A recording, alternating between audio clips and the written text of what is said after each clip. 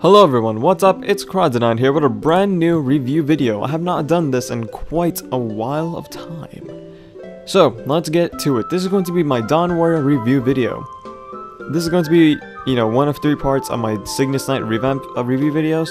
And let me just go first and foremost to say that I believe Dawn Warrior, out of the 3, was the one who was probably buffed the most, has the most unique revamp, and in my personal opinion, is my favorite class.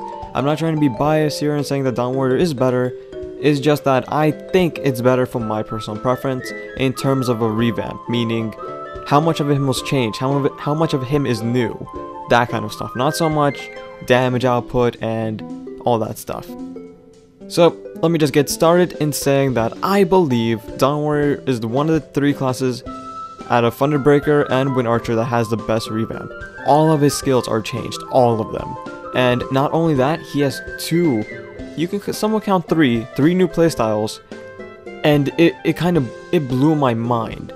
The best comparison I can make, and it's only a very small comparison, is a Luminous.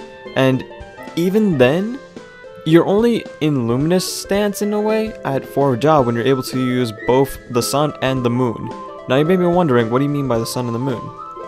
Well, Dawn Warrior goes by the sun stance and the moon stance. I do not recall the exact name as of this moment, I apologize.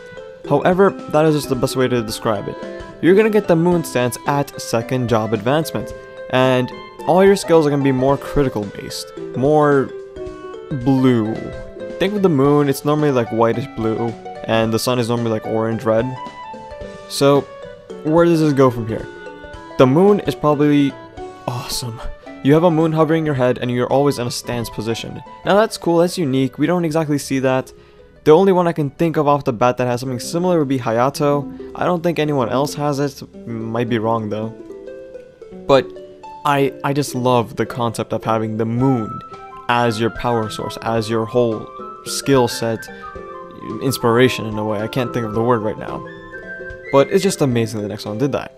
And at 3rd job you get the sun stance, which is going to be more damage based. And it's not my personal favorite, I prefer the moon, but it blows my mind that they give you a brand new playstyle.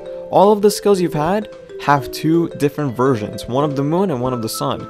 And mind blown time is that it affects almost everything. There's probably only like 2 skills that aren't affected by it.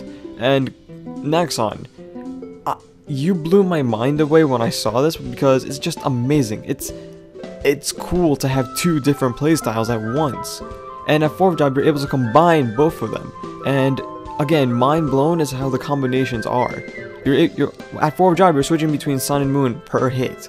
So if you're hitting once with the moon, you're gonna hit the next one with the sun.